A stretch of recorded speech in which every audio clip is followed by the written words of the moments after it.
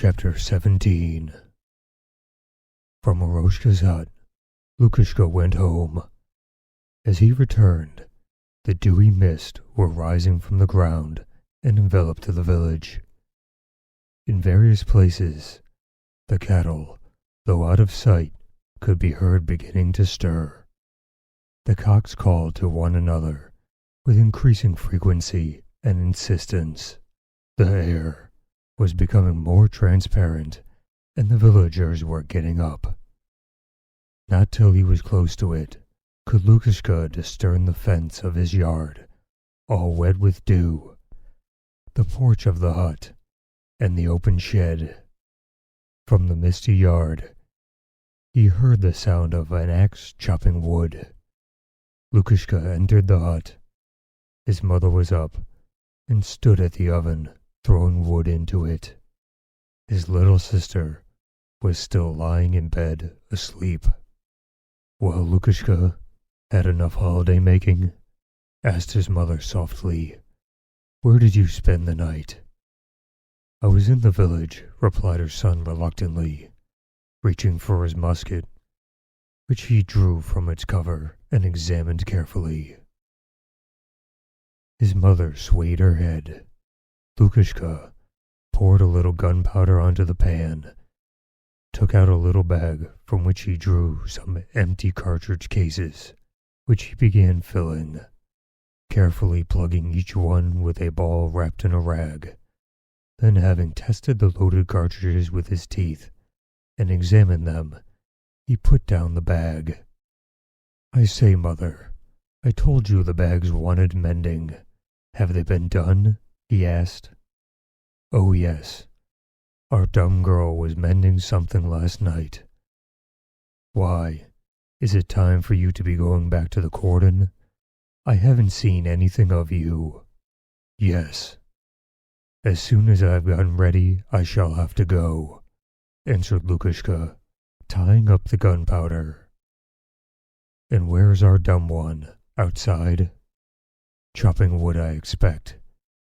She keeps fretting for you. I shall not see him at all," she said. She puts her hand to her face like this, and clicks her tongue, and presses her hands to her heart, as much to say sorry. "Shall I call her in?" She understood all about the obrek. "Call her," said Lukashka, "and I had some tallow there. Bring it. I must grease my sword."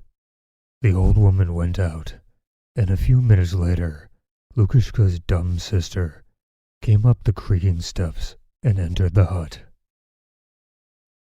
She was 6 years older than her brother, and would have been extremely like him had it not been for the dull and coarsely changeable expression, common to all deaf and dumb people, of her face.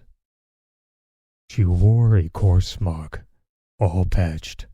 Her feet were bare and muddy, and on her head she had an old blue kerchief. Her neck, arms, and face were sinewy like a peasant's. Her clothing and her whole appearance indicated that she had always did the hard work of a man. She brought in a heap of logs, which she threw down by the oven.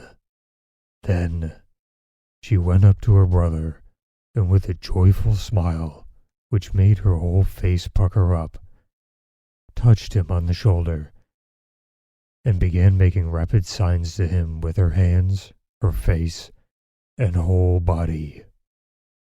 That's right, Sepka is a trump," answered her brother, nodding. "She's fetched everything and mended everything. She's a trump. Here, take this for it." He brought out 2 pieces of gingerbread from his pocket and gave them to her.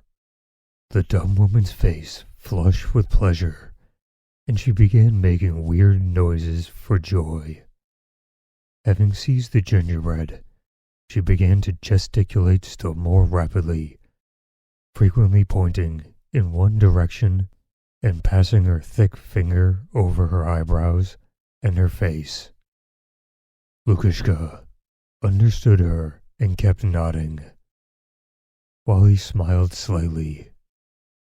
She was telling him to give the girls dainties, and the girls liked him, and that one girl, Mayanka, the best of them all, loved him. She indicated Mayanka by rapidly pointing in the direction of Mayanka's home and to her own eyebrows and face, and by smacking her lips and swaying her head. Loves, she expressed by pressing her hands to her breast, kissing her hand, and pretending to embrace someone. Their mother returned to the hut, and seeing what her dumb daughter was saying, smiled and shook her head. Her daughter showed her the gingerbread and again made the noise which expressed joy. I told Olga the other day I'd send a matchmaker to them, said the mother. She took my words well. Lukashka looked silently at his mother. But how about selling the wine, mother? I need a horse. I'll cart it when I have time.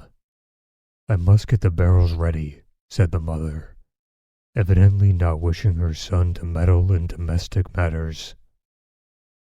When you go out, you'll find a bag in the passage. I borrowed from the neighbors and got something for you to take back to the cordon. Or shall I put it in your saddlebag?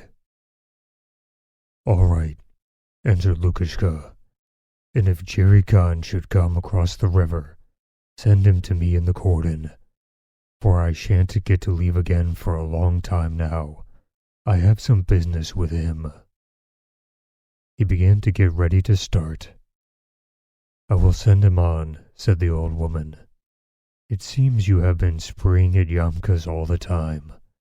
I went out in the night to see the cattle, and I think it was your voice I heard singing songs.